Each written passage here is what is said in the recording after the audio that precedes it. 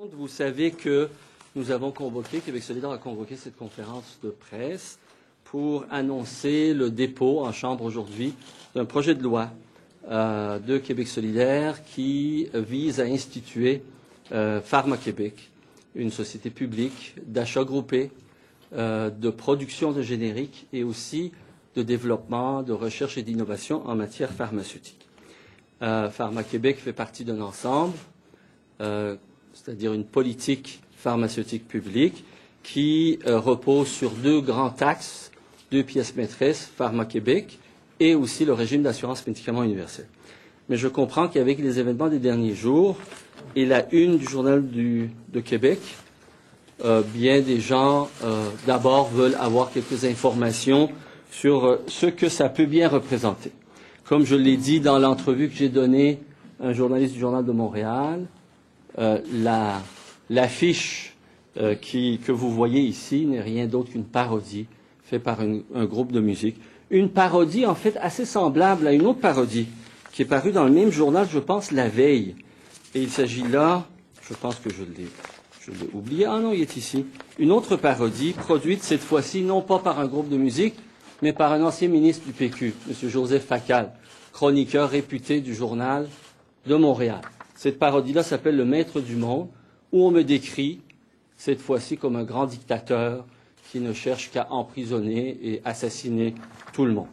Alors, d'une parodie à l'autre, oui, cette parodie de M. Facal choque plusieurs. Cette parodie du groupe Mise en demeure en choque d'autres. Mais je pense qu'en démocratie, les artistes, les chroniqueurs ont leur droit à leur liberté d'expression. Cependant, il y a une chose qui n'est pas une parodie. Et ça, c'est la pure fabrication du Journal de Québec, qui dit que Kadir est armé et que M. Charest est mort. Or, à ma connaissance, M. Charest est bien en vie et je souhaite qu'il le demeure très longtemps.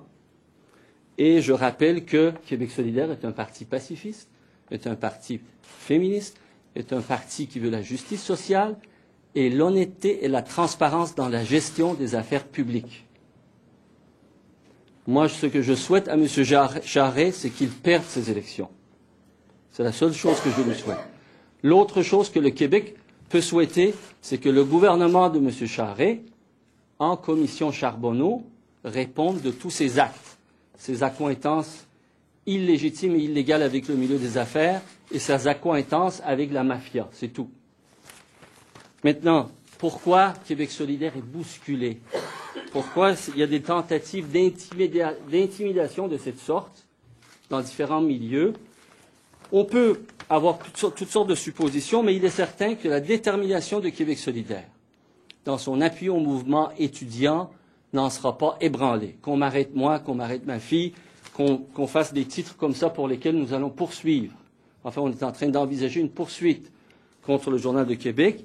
Ça ne nous empêchera pas de parler à voix haute en faveur du mouvement étudiant, en faveur du mouvement populaire qui conteste la légitimité du mouvement Charest et surtout en faveur d'une saine gestion des deniers publics.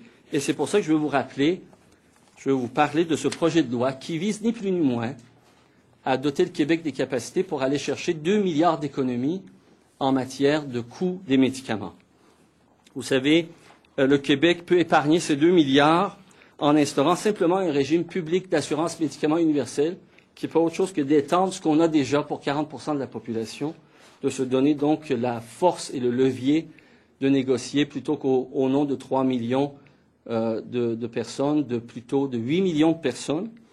Donc un régime d'assurance médicaments universel, comme le souhaite d'ailleurs l'Union des consommateurs, mais aussi en instituant Pharma-Québec pour l'achat groupé de nos médicaments, pour faire exactement ce que la Nouvelle-Zélande fait depuis des années, qui a permis à la Nouvelle-Zélande de réduire le coût de ses médicaments de 2/3, de 65%, mais aussi quelque chose que fait la Colombie-Britannique, quelque chose fait aussi que l'Ontario. Donc, Québec solidaire, par le dépôt de son projet de loi, puis un document qui l'accompagne, une espèce de livre vert qu'on soumet pour débat pour une politique pharmaceutique publique pour le Québec, on veut attirer l'attention de la population sur cette possibilité pour le Québec de rompre avec une politique industrielle instituée par le Parti québécois à la fin des années 90, qui avait tellement plein de promesses, mais qui aujourd'hui est un échec lamentable, un échec tellement retentissant que le Globe and Mail la semaine dernière, demandé des comptes à Russell Williams, le ministre libéral le ministre délégué qui, sous Philippe Couillard, a finalisé les dernières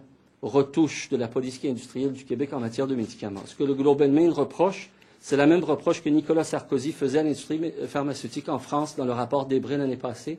C'est la même reproche que le président Obama a fait en janvier 2011 en investissant de l'argent de l'État pour la recherche et le développement. C'est que l'industrie pharmaceutique ne fait plus que du profit, ne fait pas vraiment de recherche et développement majeur.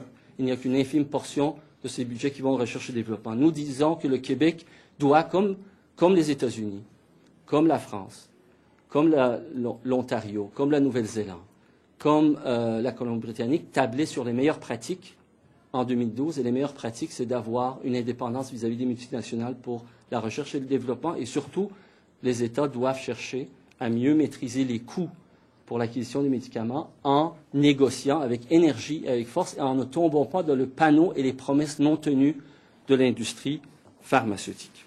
Merci de votre attention. J'ai une question au sujet des partiels. Êtes-vous déçu là, sur la politique? Pourrions-nous attendre un peu, poser une question vidée? Sur la politique du médicament, allons-y, puisque c'est votre anniversaire, je vais vous faire cette faveur-là. Est-ce que vous pouvez me dire pourquoi le Québec n'est pas encore doté? Dans le fond, ce que vous nous présentez aujourd'hui, ce que vous dites, c'est le gros bon sens, selon vos propos. Donc pourquoi on n'a pas encore... Parce que ça coûterait plus cher? Monsieur Gouff, vous ne faites pas une faveur à Québec solidaire en posant cette question, mais une faveur à la population du Québec. Depuis 1998, en 1998, quand cette politique a été instaurée, c'est-à-dire le régime d'assurance médicaments général, 40% de la population, les plus hauts à risque couverts par l'État, par l'argent du public, les 60 autres % qui travaillent, sont en âge de travailler, en santé et qui peuvent surtout cotiser solvables, on les refile aux assureurs privés. Ça a coûté 950 millions la première année en 1998. Aujourd'hui, ça coûte 3,4 milliards. Si on fait juste les économies pratiquées par les autres provinces en matière de fixation des prix des médicaments dans les comparables, nous démontrons, vous allez le voir en tableau, ça a été distribué, et ici il y a un exergue, nous pouvons aller chercher des économies de 700 millions à 1,9 milliard de dollars. Donc de 700 millions à 2 milliards de dollars d'économies sont à notre disposition. Pourquoi ça n'a pas été fait? Parce que nous avons 2 gouvernements successifs qui ont été complètement subjugués par le lobby excessivement puissant de l'industrie pharmaceutique, qui est un des lobbies les plus puissants. Il suffit de voir le film de Michael Moore pour les États-Unis, il suffit de voir le film de Paul Arcand, Un Québec sur ordonnance, pour comprendre la puissance de l'industrie pharmaceutique, son lobby au Québec. Ces lobbies ont obtenu des avantages absolument faramineux de différents gouvernements, qu'il est inutile de continuer parce que les promesses qui accompagnaient ces avantages n'ont pas été tenues. Il y a un déclin constant, non seulement de l'innovation, mais on a perdu tout près de 3 000 emplois au cours des 3 à 4 dernières années, au cours de ces dernières années, de l'industrie pharmaceutique. Donc, nous disons qu'il est, peut-être que ça a été fait en toute bonne foi. Moi, je ne suis pas de cet avis. Moi, je pense qu'il y a une intention, une intention illégale, frauduleuse de la part, par exemple, de Russell Williams, quand en 2010, il écrit au gouvernement ontarien pour insister pour que le gouvernement ontarien garde secret l'entente conclue depuis 2006. Une entente qui aurait, s'il avait été dévoilée au Québec, aurait entraîné des milliards de dollars de rabais dans le prix des médicaments. Mais quoi qu'il en soit, on peut estimer que ça était de bonne foi de la part des gouvernements. La réalité, c'est que c'est en pure perte. On fait du gaspillage des deniers publics. Il faut tabler sur les meilleures pratiques qui existent à travers le monde. Une espèce de collision, c'est-à-dire M. Williams, qui était un ancien député, non, qui à l'industrie, qui fait les deux. C'est-à-dire que c'est les mécanismes par lesquels les milieux d'affaires obtiennent de l'influence dans les décisions, ce n'est pas nécessairement des enveloppes brunes ou de la collusion, comme on l'appelle, qu'on peut le voir dans l'industrie de la construction. Ça peut être aussi des parachutes dorés. Alors, je vous rappelle que M. Russell Williams finit les dernières retouches à la politique du médicament durant l'hiver 2004. Au début du mois de mai, il donne sa démission comme député de Néligan. Avant la fin du mois de mai, il est nommé PDG de RXD, qui est le lobby des à peu près 50 entreprises de production pharmaceutique innovante au Canada. Est-ce que... Tirez-en les conclusions que vous voulez, mais dans le film de Paul Arcand, on trouve ça très, très, très questionnable. Est-ce que vous n'avez pas déjà été obligé de vous excuser à son égard pour des propos C'était similaires? parce que je l'avais traité d'escroc. Alors j'ai dit, bon, il n'est peut-être pas escroc, mais l'industrie pharmaceutique, ça donne à l'escroquerie. Et d'ailleurs, on le trouve maintenant dans les documents du rapport Debré. Rapport Debré, professeur Debré, qui est un médecin et député de l'UMP, qui était député donc de Sarkozy en France, avec un autre médecin dont j'oublie le nom, ont produit un rapport qui, ni plus ni moins, reprend mes propos par rapport à l'industrie pharmaceutique. Le qualificatif de frauduleux que lui accole... Moi, je pense qu'au sens de la loi, c'est une fraude, parce que M. Russell Williams, c'est lui-même qui était au courant de la politique du médicament, dont le seul avantage au Québec est la clause remorque, ce qu'on appelle la clause remorque. C'est que l'industrie, en retour de tous les avantages absolument exagérés qu'on donnait à l'industrie, s'engageait à donner au Québec le meilleur prix offert ailleurs au Canada. Or, la première chose que fait M. Russell Williams, en 2006, alors que lui-même connaissait très bien la loi au Québec, il négocie avec l'Ontario une entente secrète pour donner à l'Ontario des rabais qu'il ne dévoile pas au Québec. Comment vous appelez ça? Si ce n'est pas... Ah, flag flag, d'accord. C'est sans doute le genre de patente à gosse que l'industrie pharmaceutique est capable de défendre sur la place publique, mais pour nous, c'est un manque grave à l'éthique d'administration publique.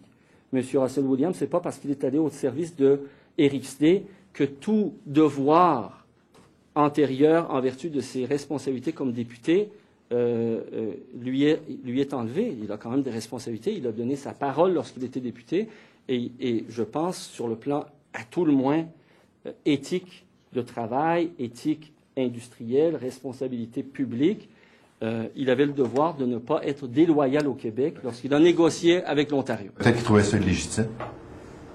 Ben, c'est à nous à juger à ce moment-là, en société. Aujourd'hui, ça serait tout à fait, au regard de la loi d'aujourd'hui, de ce qu'on a institué dans la loi qu'on a introduite en 2009, ça serait condamnable devant la loi, aujourd'hui.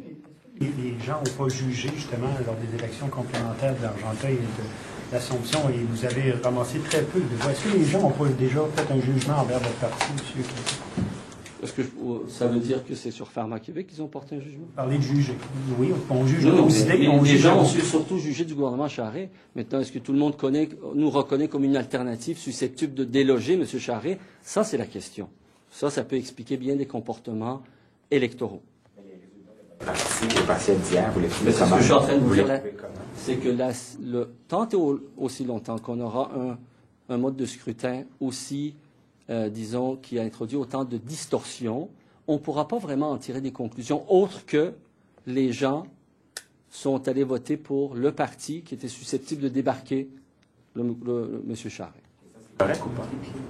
Non, c'est pas correct. C'est pas un régime politique adéquat. C'est un vieux régime qui ne permet pas d'avoir... C'est pour ça que je ne suis pas capable de vous répondre et vous n'êtes pas capable d'affirmer quoi que ce soit. Dans le régime actuel, il n'y a pas moyen vraiment de manifester son opposition autrement que pour voter pour l'autre parti qui est susceptible de gagner contre celui qu'on veut sanctionner. Autrement dit, bien des gens ont pu voter pour le Parti québécois sans être tout à fait d'accord avec la plateforme du Parti québécois. Bien des solidaires ont pu voter pour le Parti québécois dans cette élection-là avec l'illusion que ça règle quelque chose en faisant juste l'alternance. Je vous rappelle que ces politiques, aujourd'hui, là, du médicament et du régime d'assurance médicaments qu'on a, ont été débutés par le Parti québécois. Le 2 milliards de dollars donc, qu'on perd aujourd'hui, bon. Mais ça, les gens le savent peut-être pas. On est là. Parce que vous étiez réjoui d'arriver à une élection générale. Oui, malheureusement. Le vote utile, que j'appelle parfois le vote futile, existe malheureusement. Bien que je n'ai pas, je ne l'encourage pas, bien que je trouve que c'est vraiment en pure perte, parce qu'on ne construira jamais rien de durable avec ça, s'exerce à cause du régime de scrutin, du mode de scrutin actuel. Vous étiez réjoui, M. Kadir, des résultats d'élections partielles précédentes, quand votre parti avait gagné des points. Oui, parce mais là, quand elle en perd des points et qu'elle fait moins que le Parti parce ça va du mode de parce qu'on n'a pas fait de campagne, on était occupé à d'autres choses. On a les élections générales à préparer, mais dans tous les deux cas, nous sommes le seul parti à avoir doublé ou triplé nos résultats, si vous voulez le savoir. 34 voix, quand même. Écoutez, ça c'est regardez, si on doit parler chiffres et pourcentages, c'est ça la réalité. Nous sommes le seul parti à avoir doublé ou triplé nos résultats. Dans les deux cas, nous avons pratiquement fait aucune campagne. Dans Bonaventure, nous avions fait campagne. Je suis assez assuré que la population québécoise voit de plus en plus d'un œil très, très favorable les propositions politiques que Québec solidaire met de l'avant. Québec solidaire est perçu comme un parti de l'intégrité et perçu comme un parti qui se soucie des gens ordinaires et qui se soucie des deniers publics. Québec solidaire est perçu comme un parti qui défend la justice sociale. Avec le temps, les gens vont réaliser que le seul parti qui va véritablement changer le cours des choses, mettre fin à cette situation qui crée le ras-le-bol généralisé, où le 99% a, à juste titre, l'impression qu'il est dépossédé par le 1%, le seul parti qui est capable de renverser cet ordre des choses, c'est Québec solidaire. Avec respect, si vous voulez bien, j'aimerais ça comprendre. Vous dites que les gens ne perçoivent pas encore assez Mais non, parce que votre parti comme une alternative, c'est ça? Oui, on est encore un petit parti, on est à nos débuts. Rappelons-nous, on a affaire au Parti québécois qui a 40 ans et 2 gouvernements dans le corps. Un parti qui est sorti de la fesse gauche, mettons, du Parti libéral. On a affaire de l'autre côté à la cuisse, d'accord.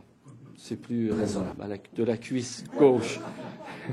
On a parti de là, on a affaire à l'Action démocratique du Québec qui s'est transformée pour devenir la CAQ aujourd'hui, qui est sortie de la fesse droite du Parti libéral, avec énormément d'appui venant de différents milieux d'affaires, de l'argent facile à leur disposition, une sympathie certaine, je dirais, dans les équipes éditoriales de grands réseaux d'information. Alors tout ça fait en sorte, ben oui, mais ces plumes qui donnent l'opinion de leurs journaux et de leurs radios et de leur télévision sont relativement favorables à M. François Legault, à Mme Marois et à M. Charest par rapport à nous, qui sommes perçus comme les méchants et qui sont décrits comme le bras armé d'une révolution. Et vous, mise en demeure, monsieur, puisque vous brandissez est-ce que vous connaissez le groupe mise en demeure là, qui a fait cette... J'ai déjà entendu leur nom, j'ai déjà écouté quelques-unes de leur musique, mais j'en ai pas un souvenir très clair. C'est surtout un groupe que connaissent mes filles. Alors, c'est vos filles qui l'ont mis sur la table sous C'est la grande fille qui a acheté le poster il y a plus d'1 an et demi, je crois. Ça doit faire 2 ans. Ça date, vous comprenez que tout ça date bien avant de tous ces débats qu'on a aujourd'hui à l'entour du mouvement. Monsieur, contre Québécois, monsieur Catherine. Madame, oui. Vous prenez des questions. Je vais prendre Martin. Vous dites que vous ne faites pas le poids au niveau de la couverture. Non, au niveau de la couverture médiatique, mais c'est pas vrai. On vous voit quotidiennement à la télé. Ça va dire favorable. On vous voit. On vous Oui, voit. oui, On vous voit. Vous mais êtes sur toutes les tribunes. Et là, vous nous dites, ben là, écoutez, c'est parce que Monsieur, nous, là, ça fait pas si longtemps que ça qu'on est en Monsieur Ouellet, politique. je compare ça aux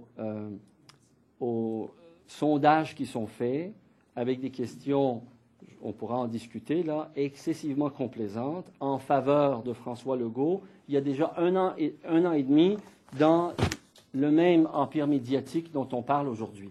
Et je ne le reproche pas, ils ont le droit. C'est des gens très riches. Alors, la famille Desmarais, la famille Pellado, c'est des gens riches, avec des moyens à leur disposition. Ils ont des opinions.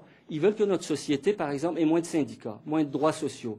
L'environnement, la justice économique ne les intéresse pas. Eux autres, c'est la compétitivité et surtout le bénéfice de leur entreprise. Ils ont donc le droit de défendre des propositions politiques, de mettre en avant M. Legault ou M. Charest. C'est leur droit. Puis c'est mon droit de les critiquer et de dire c'est comme ça que ça se passe. M. Legault dit la même chose que vous. Il dit qu'il manque de notoriété aussi, qu'il est victime. À vous de juger. Vous avez dit, j'envisage une poursuite contre Québécois. Est-ce que c'est sérieux et pourquoi? Parce que c'est une pure fabrication. Est-ce que vous m'avez déjà vu armé? Est-ce que vous avez déjà... Je demande au public... Sur la photo. Est-ce que vous avez déjà vu le Québec solidaire faire la proposition de la lutte armée ou la révolution? La lutte armée, c'était un instant. L'arme, là, au point, ça date de la Révolution française. L'arme au point, c'est notre drapeau des patriotes, mais c'est tous des événements politiques d'une autre époque. Québec solidaire est un parti pacifiste, est un parti féministe. Alors, quand un journal titre comme ça, écoutez, c'est de la fabrication, ce n'est plus, c'est une tentative. En haut aussi, qui explique bien quand même le contexte. Là. Écoutez, Poursuivre, la question c'est ça. Est-ce que vous allez poursuivre? Si vous Ben, on le allez considère poursuivre comme... ou, Oui, ben, j'ai été informé par la direction de Québec solidaire, par notre permanence, qu'ils ont consulté des avocats pour engager une poursuite. Ils ne seront pas capables de voir que c'est un pastiche ou dans la forme que ça prend? Qu'est-ce qui est le pastiche? Ben, le pastiche, c'est l'œuvre de C'est pas sur l'original. Non, mais attendez, qu'à dire Armé Charest mort, ça, c'est pas un pastiche. Le pastiche, c'est l'article, par exemple, de monsieur Facal, où il décrit un rêve, ou enfin un cauchemar qu'il a eu, puis là, il m'associe à certains personnages de l'histoire. Mao plutôt que Gandhi, des choses comme ça. Ça, c'est un pastiche. Puis ça, c'est très... Moi, je n'ai aucun problème avec ça. J'en ris même un peu. Ça appartient à M. Facal. Les gens ne sont pas capables de comprendre que c'est un pastiche. Oui, les gens sont capables de comprendre de mensonges aussi, mais ce n'est pas une raison de ne pas poursuivre le mensonge. Pour l'article de M. Facal, est-ce que vous craignez quand même que ça exerce certaines personnes qui, justement, sont peut-être moins capables, M. Baudu disait aujourd'hui, les gens qui sont moins capables de faire les nuances, là.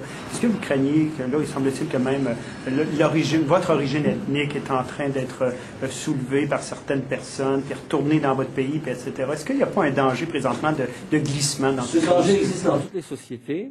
Moi, je pense que les problèmes de jugement qui peuvent se porter sont surtout par manque d'information, mais il y a des tentatives, certainement. Hein. On ne fait pas des choses de manière anodine, d'une part comme de l'autre. Hein. Bon, ceci étant dit, moi, je crois que le Québec est assez bien doté quand même pour ne pas que ça ait un impact majeur sur les équilibres politiques et sociaux. Et je suis fier de ce Québec-là. vous êtes une parodie. Est-ce que vous trouvez ça drôle, la photo? Est-ce que vous La photo? Quelle photo? Non, mais celle-ci qui est à la une du journal. Vous voulez dire... oui, je le trouve très drôle, comme je trouve très drôle, par exemple, certaines choses qui ont été écrites sur moi dans un livre qui est paru récemment. C'est notre droit de... Comme les caricatures qui montrent constamment M. Charest, Mme Marois, M. Harper, dans toutes sortes de positions inconfortables, parfois comme une statue complètement en ruine ou en pièces. On ne s'imagine pas que le caricaturiste souhaite la mort ou la mise en morceaux de tel personnage politique. Hein, il faut avoir... Moi, je pense d'ailleurs, M. Charest, je le connais suffisamment pour savoir qu'il a un grand sens de l'humour. Celui qui voulait envoyer des jeunes du Québec dans le Grand Nord. Hein, on comprend bien que ce n'était pas littéral. Il n'y avait pas un plan pour embarquer tout ce monde-là dans des wagons puis les envoyer en travaux forcés dans le Grand Nord. Vous avez dénoncé cet humour-là. Can you tell me? Oh, sorry. Okay, sorry. Yes, Mr. Kadir. L'humour de M. Charest était déplacé, c'est le premier ministre. Ça, c'est un groupe de musique. Franchement, là, il y a comme une différence de registre. The members of the Liberal caucus talk about a culture of respect in the National Assembly between members, and they find it a lack of respect for the fact that you would have such that poster in your house. What do you think of that poster? I have posters of Che Guevara. I have posters of Gérald Godin. I have posters of nude women in my house. We have everyday caricature. How do you say caricature in Cartoons. Cartoons in our newspapers, completely demolishing all the political leaders, and some of those leaders have those cartoons themselves in their offices. You have seen several of them. Where's the problem? What do you think of the fact that sorry. What is distasteful is corruption. What is distasteful is the use of Mr. Charest, of the symbol of our young people, to try to depict it as sign of violence, le mensonge. Lies, everyday lies in the National Assembly by members of this government, which lack totally any honor. Which is, if the caricature, the cartoon of a musical group 2 years ago is distasteful, I'm sorry for them, because it's just a parody of a very renowned classics of the French painters. So I find it distasteful trying to use that. What is distasteful is trying to use that to intimidate me and Québec Solidaire on our opinions against the corruption of this government. What is distasteful and dishonest and lack of honor is cheating people, depriving our people of billions of dollars by being too much in collusion with the mafia or big corporate business. This is distasteful. It's odd that people are commenting on something that was in your own private home. Well, it's funny, but which is odd is the violence with which a big corporate media is trying to use that to intimidate politically and force me to silence, but they won't be able to do that. We are considering. I'm not sure if it's possible, but if it is possible, we're going to do that because it's total fabrication. So what do you make of the fact that they have this kind of a headline, even reading the article, you can read the article without realizing that it's a poster from a musical group. How do you think that you were treated by this? I don't want to continue to judge more than what I said. We're going to make a lawsuit against the newspaper. If it is possible, we're considering our capacities to do that because this is total fabrication. They are announcing the death of Mr. Charest. They are announcing that I'm armed. They want to present me as a revolutionary in arms, up in arms. I never will, never wish the death of Mr. Charest. What I wish is that he loses his election. What I wish is that Mr. Charest and his government respond to Commission Charbonneau and be judged adequately. And how did this poster come to be in your home? Well, it's my young daughter, oldest daughter, Daria Kadir, who bought it 2 years ago when this poster was brought to her attention. And it's funny, you know, having a painting of Delacroix, and in that painting having political figures of Quebec depicted. It's funny, you look at it, and so. Le docteur Bolduc, tout à l'heure, il disait que ça pourrait influencer des esprits vulnérables. Qu'est-ce que vous pensez de cette analyse-là? Je retourne la question à mon cher ami Dr Bolduc par rapport aux propos de sa collègue, la ministre de la Culture, voulant absolument insinuer le carré rouge, que c'était synonyme de violence et d'intimidation, le carré rouge que porte Fred Pellerin et compagnie. Je le retourne la question. Merci.